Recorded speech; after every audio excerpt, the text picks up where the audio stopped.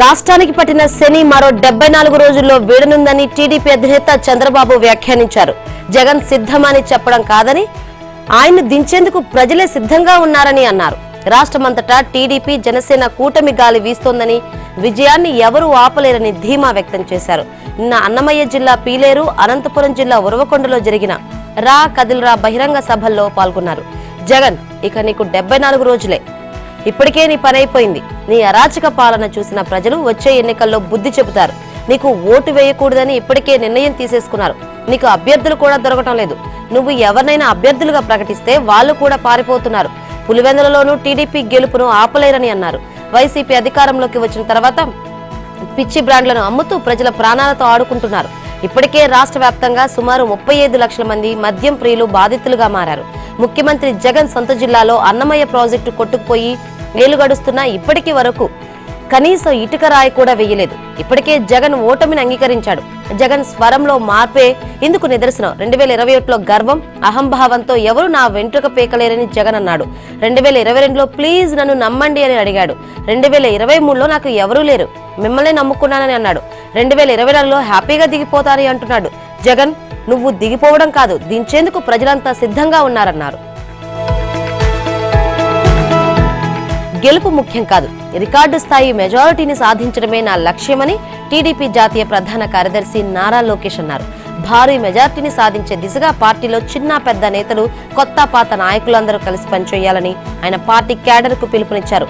ఉండవల్లిలోని తన నివాసంలో నిన్న దుగ్గిరాల మండల వైసీపీ నాయకులు భారీగా టీడీపీలో చేరారు. ఈ సందర్భంగా లోకేష్ మాట్లాడుతూ, నియోజకవర్గంలో వైసీపీకి చెందిన నాయకులు టీడీపీలో చేరడం తనకెంతో సంతోషాన్ని కలిగిస్తుందన్నారు. గత ఎన్నికల్లో మంగళగిరిలో ఓటమి బాధ కలిగించినా, ఎన్నో అవమానాలకు గురి చేసినా తాను కుంగిపోలేదన్నారు. ఆ ఓటమి తనలో కసి పెంచిందన్నారు. పార్టీకి కంచుకోట వంటి నియోజకవర్గాల్లో పోటీ చేసి కాలర్ ఎగరేసే రక్తాన్ని తాను కాదన్నారు. టీడీపీ జెండా ఎగరని చోట భారీ మెజారిటీతో గెలిచి చూపడమే నిజమైన గెలుపు అన్నారు. పార్టీలో సీనియర్లను గౌరవిస్తానని, కష్టపడి పనిచేసేవారిని ప్రోత్సహిస్తానని చెప్పారు.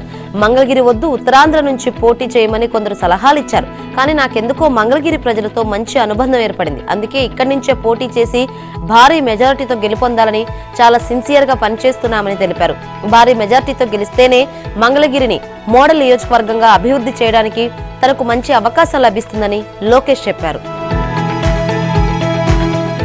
వైసీపీలో ఇప్పుడు వైఎస్ఆర్ లేరు. వై అంటే వైవి సుబ్బారెడ్డి, ఎస్ అంటే సాయిరెడ్డి, ఆర్ అంటే సజ్జల రామకృష్ణారెడ్డిగా పార్టీ మారింది. ఆ ముగ్గురే నడిపిస్తున్నారు.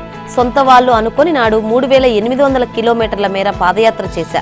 వైసీపీ జెండాను భుజాన వేసుకుని ఊరువాడ తిరిగా. బిడ్డలను ఇంటి వద్ద వదిలేసి రక్తాన్ని చెమటగా మార్చి మనసు పెట్టి పనిచేశా. అలాంటి నాపై వైసీపీ నేతలు ముప్పేట దాడి చేస్తున్నారని పిసిసి చీఫ్ వైఎస్ షర్మిల అన్నారు. రాజశేఖర రెడ్డి వారసుడినంటూ జనం ముందుకొచ్చావు. వైఎస్ఆర్ కాంగ్రెస్ పార్టీ పెట్టావు. మరి ఆయన ఆశయాలు ఒక్కటైనా నెరవేర్చావా? ప్రజా ప్రయోజనాలను ఏమాత్రం పట్టించుకోకుండా వైఎస్ఆర్ తీవ్రంగా వ్యతిరేకించే బీజేపీకి రాష్ట్రాన్ని తాకట్టు పెట్టావని సీఎం జగన్ పై నిప్పులు చెరిగారు. నిన్న నెల్లూరు, ఒంగోలు ప్రాంతాల్లో నిర్వహించిన కాంగ్రెస్ పార్టీ నేతలు, కార్యకర్తల సమావేశంలో షర్మిల పాల్గొన్నారు. వైఎస్ఆర్ పాలనకు, జగన్ పాలనకు నకకు నాగలోకానికి ఉన్నంత తేడా ఉందని ఎద్దేవా చేశారు. 8 లక్షల కోట్ల రూపాయలు అప్పు తెచ్చిన సీఎం జగన్ ఆ నిధులు ఏం చేశారని వైఎస్ షర్మిల ప్రశ్నించారు. రాజధాని కట్టావా? పోలవరం నిర్మించావా? భారీ ప్రాజెక్టులు కట్టావా? అంత డబ్బును ఏం చేశావని నిలదీశారు. బీజేపీకి తాను బానిసగా మారడంతో పాటు రాష్ట్ర ప్రజలను కూడా జగన్ బానిసలుగా చేశారని ఘాటుగా విమర్శించారు. రాష్ట్ర విభజన తర్వాత ప్రజల మీద ఉన్న అప్పు 1.8 లక్షల కోట్లు. టీడీపీ హయాంలో చేసిన అప్పు మరో 1.8 లక్షల కోట్లు. కానీ జగన్ తన హయాంలో ఏకంగా 8 లక్షల కోట్లు అప్పు తెచ్చి ప్రజలు నెత్తిన పెట్టాడు. పోనీ ఆ సొమ్ముతో రాష్ట్రం లేదని అభివృద్ధి చేశారంటే అదీ లేదు. రాజధాని నిర్మించి ఉన్నదాన్ని చూసి పరిశ్రమలు వచ్చేవి, యువతకు ఉపాధి లభించేదన్నారు షర్మిల. చెల్లి షర్మిల కొట్టిన దెబ్బకు జగన్ కు దిమ్మ తిరిగి అమ్మ గుర్తొచ్చింది. జనం గీసురించుకుంటున్న ఓటమి ఖాయమని స్పష్టంగా తెలుస్తూనే ఉన్నా ఇన్నాళ్లు మేకపోతు గాంభీర్యం ప్రదర్శిస్తూ వచ్చిన జగన్ కు చెల్లి షర్మిల కోలుకోలేని షాక్ ఇస్తున్నారు. పీసీసీ బగ్గాలు చేపట్టిన దగ్గర నుంచి ఆమె రోజు రోజుకు డోస్ పెంచుకుంటూ పోతున్నారు. జగన్ అవినీతి, ప్రభుత్వ వైఫల్యాలను ఎండగట్టడంతో పాటు దారుణమైన ఆయన నైజాన్ని ఆమె సూటిగా బయట పెడుతున్నారు. జగన్ కాళ్ల కింద భూమి కదులుతుంది. జగన్ నుంచి తాను ఏమీ ఆశించలేదని, ఆయనను ఏదీ కోరలేదని, అది నిజం కాకుంటే ఆ మాట అమ్మ విజయలక్ష్మితో చెప్పించాలంటూ శుక్రవారం సవాల్ విసిరారు షర్మిల. నిన్న మరింత డోస్ పెంచారు. దోచుకోవడం దాచుకోవడమే జగన్ పనిగా మారిందని మొదలుపెట్టి వైఎస్ పాలనకు జగన్ పాలనకు అసలు పోలికే లేదంటూ షర్మిల సూటిగా సుత్తి లేకుండా చేస్తున్న వ్యాఖ్యలు జనంలోకి విస్తృతంగా వెళ్తున్నాయి. ఇప్పుడిక ఆమె ఇంకెన్ని అంతఃపుర రహస్యాలు బయట పెడతారోనన్న భయం జగన్ కు అరికాల్లో నుంచి వణుకు పుట్టేలా చేసింది. అలాంటి జగన్ కు షర్మిల దెబ్బతో తల్లి గుర్తొచ్చింది. ఇన్నాళ్లు రాక్షసులు మారిచులతో పోరాడుతున్న మీ బిడ్డను ఆశీర్వదించునంటూ ప్రజలకు విజ్ఞప్తి చేస్తూ వచ్చిన జగన్ కు షర్మిల దెబ్బతో తాను మళ్లీ విజయమ్మ బిడ్డను అన్న విషయం గుర్తుకొచ్చింది. అమ్మా నువ్వే సన్నమంటూ విజయలక్ష్మికి ఫోన్ చేసి ప్రాధాయపడినట్లు విశ్వసనీయ సమాచారం. పరిస్థితి ఏమీ బాగాలేదు. ప్రజా వ్యతిరేకత అనే అగ్నికి చెల్లి షర్మిల ఆజ్యం పోస్తుంది. నేను ఓడిపోతే జైలుకి వెళ్లాల్సి వస్తుంది. కేసులో ఖచ్చితంగా శిక్ష పడే అవకాశం ఉంది. అదే జరిగితే మళ్ళీ ఎప్పటికీ బయటకు వస్తానో తెలియదు. నా జీవితం జైలుకి అంకితమైపోతుంది. నువ్వు రావాల్సిందే, నన్ను ఆదుకోవాల్సిందని ఆమెను బతిమాడుకున్నట్లు తెలిసింది. ఎప్పుడూ పెడసరంగా మాట్లాడిన జగన్ ఇలా దీనావచనాలు వల్లించడం, ఆయన స్వరంలో వినిపించిన ఆందోళనతో ఆమెకు పరిస్థితి అర్థమైంది. జగన్ కోరిన విధంగా ఆయనకు మద్దతుగా ఆంధ్రప్రదేశ్లో పర్యటించేందుకు ఆమె అంగీకరించినట్టు తెలిసింది.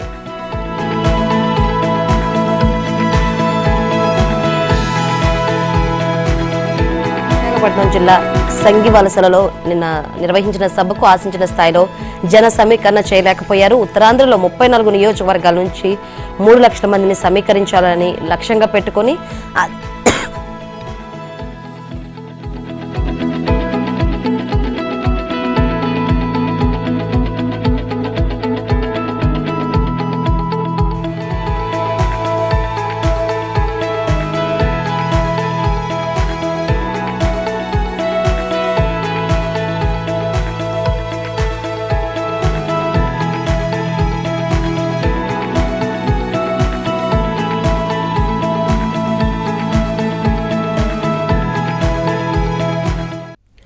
అధికార వైసీపీ ఒంగోలు లోక్సభ స్థానం నుంచి మంత్రి ఆర్కే రోజాను రంగంలోకి దించాలని చూస్తోంది. ఆ మేరకు ప్రకాశం జిల్లా నాయకులకు ఆ పార్టీ నేత విజయసాయిరెడ్డి సమాచారం ఇచ్చారు.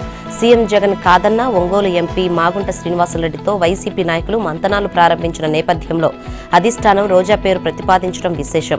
తాను పెట్టిన షరతులకు అంగీకరించని ఎంపీ మాగుంటకు తిరిగి టికెట్ ఇచ్చేది లేదని జగన్ తేల్చి చెప్పారు. ఆ తర్వాత కూడా మాగుంటకు టికెట్ ఇప్పించేందుకు మాజీ మంత్రి బాలినేని ప్రయత్నించినా విఫలమయ్యారు. ఆ తర్వాత చంద్రగిరి ఎమ్మెల్యే చెవిరెడ్డి భాస్కర్రెడ్డి పేరును ఒంగోలు ఎంపీ స్థానానికి అధిష్టానం ప్రతిపాదించింది. అయితే బాలినేనితో సహా జిల్లాలోని నాయకులందరూ చెవిరెడ్డిని వ్యతిరేకించారు.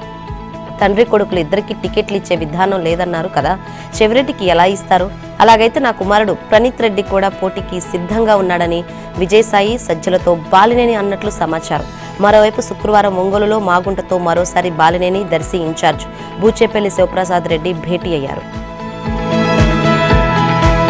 అనంతపురం జిల్లా ఉరవకొండలో టీడీపీ అధినేత చంద్రబాబు బహిరంగ సభను ముగించుకుని వెళ్తున్న టీడీపీ కార్యకర్తలపై వైసీపీ నాయకులు నిన్న రాత్రి దాడి చేశారు. బ్రహ్మసముద్రంలోని ముప్పలకుంటకు చెందిన టీడీపీ కార్యకర్తలు వాహనంలో వెళుతూ రేణుమాకులపల్లిలో అడ్డంగా ఉన్న వాహనాలు తీయాలని కోరారు. దీంతో ఆ గ్రామ వైసీపీ కార్యకర్తలు గొడవకు దిగారు. టీడీపీ కార్యకర్తలు వెళ్తున్న వాహనాన్ని కట్టెలతో ధ్వంసించారు. ఎన్నికల ప్రచార సమయంలో హామీ ఇచ్చినట్లు కులగణనకు కాంగ్రెస్ సర్కార్ సిద్ధమైంది. రాష్ట్రంలో త్వరలో కులగణన చేపడతామని ముఖ్యమంత్రి రేవంత్ రెడ్డి ప్రకటించారు. ఎస్సీ, ఎస్టీ, బీసీ, మైనార్టీ శాఖలపై నిన్న సమీక్ష నిర్వహించారు. ఈ సందర్భంగా ఎన్నికలకు ముందు ప్రజలకు ఇచ్చిన మాట ప్రకారం తమ ప్రభుత్వం కులగణన నిర్ణయానికి కట్టుబడి ఉందని, ఇందుకు అవసరమైన చర్యలు చేపట్టాలని అధికారులను ఆదేశించారు. ఈ విషయంలో జాప్యం లేకుండా చర్యలు తీసుకోవాలని, అవసరమైన ప్రణాళికను పకడ్బందీగా నిర్వహించాలని అధికారులకు ప్రభుత్వం సూచించినట్లు తెలుస్తోంది. ఇందుకు ఎదురయ్యే ఇబ్బందులు, తలెత్తే సమస్యలు సహా అన్ని వివరాలను బడ్జెట్ సమావేశాలకు అందజేయాలని నిర్దేశించినట్లు సమాచారం. బడ్జెట్ సమావేశాల్లోనే కులగణన అంశాన్ని ప్రస్తావించి ఆ మేరకు తీర్మానం ప్రవేశపెట్టనున్నట్లు విశ్వసనీయంగా తెలిసింది. దేశవ్యాప్తంగా వివిధ సామాజిక వర్గాల వారీగా ఎన్ని కులాలు ఉన్నాయి, వాటి ఉపకులాలు ఎన్ని, వాటిలో ఉన్న మొత్తం జనాభా ఎంత అన్న దానికి ఇప్పటికీ స్పష్టమైన గణాంకాలేవీ లేవు. ఈ నేపథ్యంలో బీసీల సంఖ్య తేల్చడమే లక్ష్యంగా కులగణనకు బీహార్ శ్రీకారం చుట్టిన విషయం తెలిసిందే. కళ్యాణమస్తు షాదీ ముబారక్ పథకాల్లో భాగంగా రాష్ట్రంలో పెళ్లిళ్లు చేసుకునే ఆడబిడ్డలకు ఇకపై ఇందిరమ్మ కానుకగా తులం బంగారం ఇవ్వాలని రాష్ట్ర ప్రభుత్వం నిర్ణయించింది. ఈ మేరకు బడ్జెట్ రూపొందించాలని సీఎం రేవంత్ రెడ్డి అధికారులను ఆదేశించారు.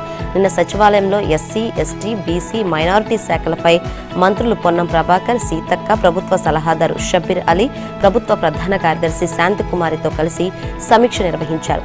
ఎన్నికల్లో కాంగ్రెస్ ఇచ్చిన హామీ మేరకు ఇందిరమ్మ కానుకగా తులం బంగారాన్ని అందిస్తామని పేర్కొన్నారు. మరోవైపు ఎస్సీ, ఎస్టీ, బీసీ సంక్షేమ గురుకుల విద్యా సంస్థలన్నీ ఒకే చోట ఉండేలా ఇంటిగ్రేటెడ్ హబ్గా ఏర్పాటు చేయాలని సీఎం నిర్ణయించారు. ఇందుకోసం నియోజకవర్గానికి ఒక ఇంటిగ్రేటెడ్ హబ్ను నిర్మించేందుకు అవసరమైన ప్రతిపాదనలు సిద్ధం చేయాలని అధికారులను ఆదేశించారు. వయసులో అందరికంటే చిన్నవాడినైనా తమ్ముడిగా భావించి ముఖ్యమంత్రిగా మద్దతిచ్చారని సీఎం రేవంత్ రెడ్డి అన్నారు. రాష్ట్రానికి నాయకత్వం వహించే కీలకమైన బాధ్యత తమ ప్రభుత్వంపై ఉందని, సహచర మంత్రుల సహకారంతో విధ్వంసమైన తెలంగాణను పునర్నిర్మిస్తామన్నారు. 31వ అఖిల భారత బిల్డర్ల సదస్సు నిన్న హెచ్ఐసిసిలో జరిగింది. శంషాబాద్ అంతర్జాతీయ విమానాశ్రయం, ఔటర్ రింగ్ రోడ్, మెట్రో రైలు లాంటి కీలక నిర్మాణాలు రాష్ట్రంలో కాంగ్రెస్ హయాంలోనే జరిగాయన్నారు. తెలంగాణ ఉద్యమ సారథి, టీజేఎస్ చీఫ్, ఎమ్మెల్సీగా నామినేట్ అయిన కోదండరాంను మంత్రివర్గంలోకి తీసుకునే ఆలోచనలో సీఎం రేవంత్ రెడ్డి ఉన్నట్లు తెలుస్తోంది. కీలకమైన విద్యాశాఖను ఆయనకు కేటాయించే అంశాన్ని తీవ్రంగా పరిశీలిస్తున్నట్లు సమాచారం. బడ్జెట్ సమావేశాల్లోపే పూర్తి స్థాయిలో మంత్రివర్గాన్ని విస్తరించేందుకు సీఎం కసరత్తు చేస్తున్నారు. కేసీఆర్ ప్రభుత్వ హయాంలో నిర్మించిన ప్రాజెక్టుల నిర్మాణం పూర్తి కాకముందే కూలిపోతున్నాయని మంత్రి కోమటిరెడ్డి వెంకటరెడ్డి ఎద్దేవా చేశారు.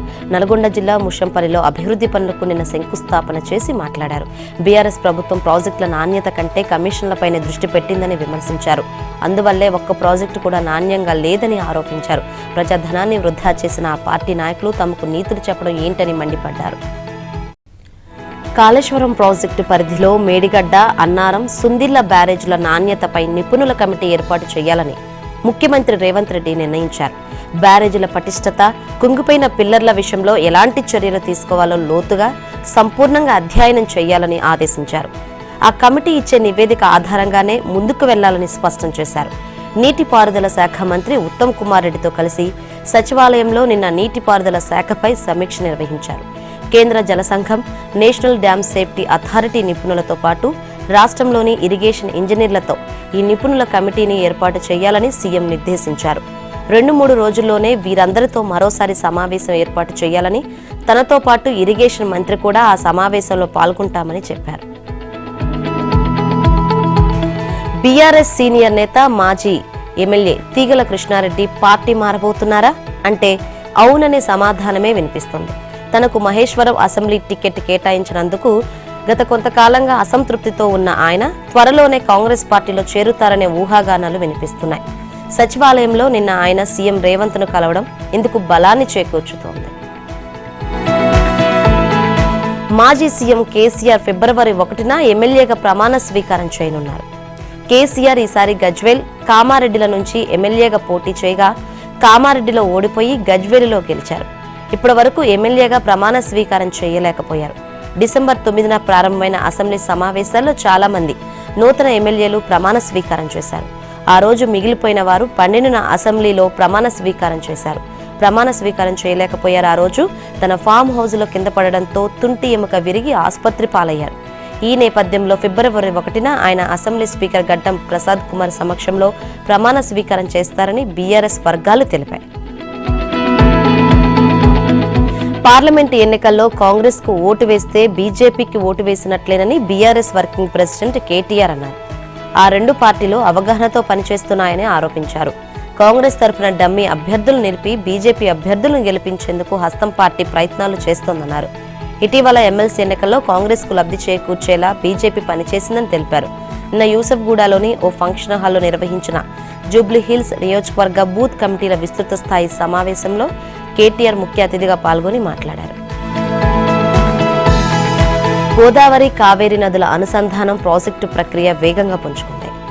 ఈ ప్రాజెక్టు తుది డిపిఆర్ను 2 రోజుల కిందట రాష్ట్రాలకు పంపిస్తూ జాతీయ నీటి అభివృద్ధి సంస్థ కీలక నిర్ణయం తీసుకుంది. ఇప్పటికే గోదావరి, కావేరీ నదుల అనుసంధానంపై తమిళనాడు, ఆంధ్రప్రదేశ్, కర్ణాటక, కేరళ, పుదుచ్చేరి రాష్ట్రాల నీటిపారుదల శాఖ అధికారులతో సమావేశమైన ఎన్డబ్ల్యూడీఏ వారం రోజుల్లో తెలంగాణ అధికారులతోనూ భేటీ కానుంది. తెలంగాణ లేవనెత్తిన అభ్యంతరాలపై చర్చించి వాటిని నివృత్తి చేయాలని నిర్ణయించింది. ఆ తర్వాత మహారాష్ట్ర నీటిపారుదల శాఖ అధికారులను కూడా కలిసే అవకాశాలున్నాయి. రాష్ట్రంలోని పలు విశ్వవిద్యాలయాలకు కొత్త వైస్ ఛాన్సలర్లు నియమించాలని ప్రభుత్వం నిర్ణయించింది. ఈ మేరకు 10 యూనివర్సిటీల వీసీల భర్తీకి సంబంధించి ఉన్నత విద్యాశాఖ నిన్న ఓ నోటిఫికేషన్ జారీ చేసింది.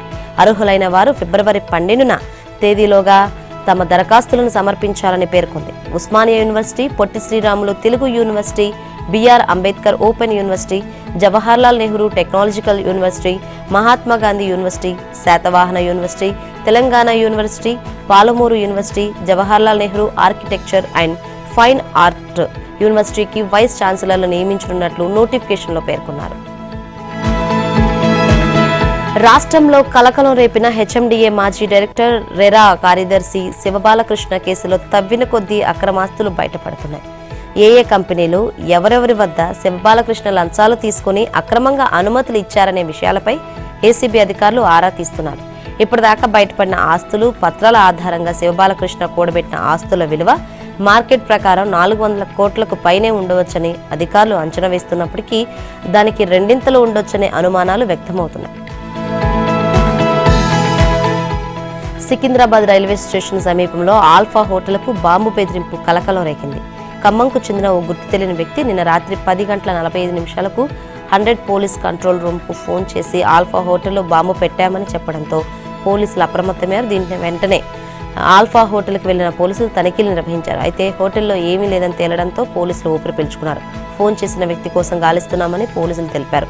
త్వరలోనే నిందితుడిని పట్టుకుంటామని డీసీపీ సుబ్బరాయుడు చెప్పారు.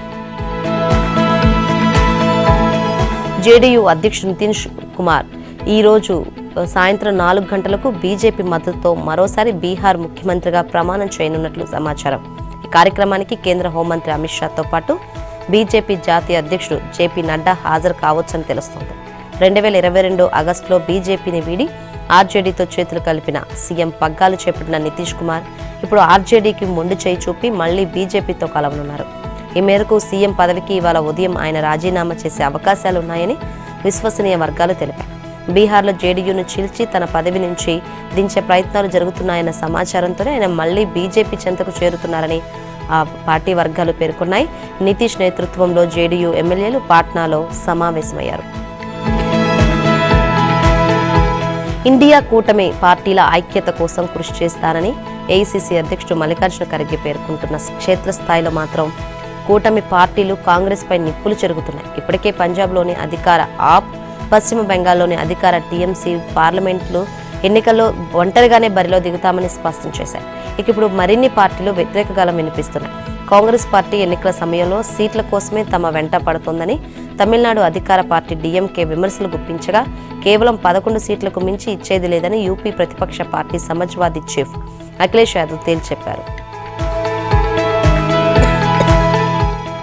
ఢిల్లీ ప్రభుత్వాన్ని కూల్చేందుకు బీజేపీ భారీ కుట్రలు చేస్తుందని ఆ రాష్ట్ర సీఎం ఆప్ కన్వీనర్ కేజ్రీవాల్ సంచలన ఆరోపణలు చేశారు. ఒక్కొక్కరికి 25 కోట్లు ఆశ చూపి ఆప్కు చెందిన 7 ఎమ్మెల్యేలను కొనుగోలు చేసేందుకు బీజేపీ యత్నించిందని తెలిపారు. అంతేకాక రాష్ట్ర ప్రభుత్వాన్ని కూల్చేందుకు మద్యం కుంభకోణం కేసులో తనని అరెస్టు చేయాలని చూస్తున్నారని చెప్పారు. అయితే కేజ్రీవాల్ చేసిన ఆరోపణలను బీజేపీ కొట్టిపారేసింది. తమపై నిందలు వేయడం కాదని ఎమ్మెల్యే కొనుగోలు యత్నానికి సంబంధించిన ఆధారాలు ఉంటే బయటపెట్టాలని సవాల్ విసిరింది. ఇందుకు స్పందించిన ఆప్ నేతలు తమ వద్ద ఉన్న ఆధారాలను, కాల్ రికార్డింగ్లను త్వరలోనే బయటపెడతామని కౌంటర్ ఇచ్చారు. ఎమ్మెల్యేల కొనుగోలు అంశంపై కేజ్రీవాల్ ట్విట్టర్ వేదికగా నిన్న ఓ పోస్టు పెట్టారు. తమ పార్టీకి చెందిన 7 ఎమ్మెల్యేలను బీజేపీ వ్యక్తులు ఫోన్ ద్వారా సంప్రదించారని ఆ పోస్టులో పేర్కొన్నారు. కేజ్రీవాల్ను త్వరలోనే అరెస్టు చేస్తామని, ఆపై ఢిల్లీ ప్రభుత్వాన్ని కూల్చేస్తామని సదరు వ్యక్తులు తమ ఎమ్మెల్యేలకు చెప్పారని అన్నారు. ఇప్పటికే 21 మంది ఎమ్మెల్యేలతో సంప్రదింపులు జరిపామని, మిగిలిన వారితోనూ మాట్లాడతామని, ఆ తర్వాత ఆ ప్రభుత్వం లేకుండా చేస్తామని వివరించారు. అమెరికా మాజీ అధ్యక్షుడు డొనాల్డ్ ట్రంప్నకు కోర్టులో మరో ఎదురు దెబ్బ తగిలింది. లైంగిక వేధింపుల కేసులో రచయిత్రి ఈ జిన్ కరోల్కు ఆయన దాదాపు 690 కోట్లు నష్టపరిహారం కింద చెల్లించాలని మాన్హాటన్ కోర్టు సంచలన తీర్పు వెలువరించింది. కొన్నేళ్ల క్రితం తనపై అత్యాచారం చేసిన ట్రంప్ ఇప్పుడు ఒక జర్నలిస్టుగా తన విశ్వసనీయతను దెబ్బతీసే వ్యాఖ్యలు చేశారని ఆరోపిస్తూ కరోల్ కోర్టును ఆశ్రయించారు. ఈ కేసులో 5 రోజుల విచారణ అనంతరం మాన్హాటన్ ఫెడరల్ కోర్టు న్యాయమూర్తులు శుక్రవారం 3 గంటల్లోనే తీర్పును వెలువరించారు. కరోల్కు నష్టపరిహారం కింద $1.83 కోట్ల చెల్లించాలని, అలాగే భవిష్యత్తులో ఇలాంటి వ్యాఖ్యలతో ఆమెను కించపరచకుండా ఉండేందుకు మరో $6.5 కోట్లు ఇవ్వాలని కోర్టు ఆదేశించింది. అయితే ఈ తీర్పుపై అప్పీలుకు వెళ్తామని ట్రంప్ ప్రకటించారు.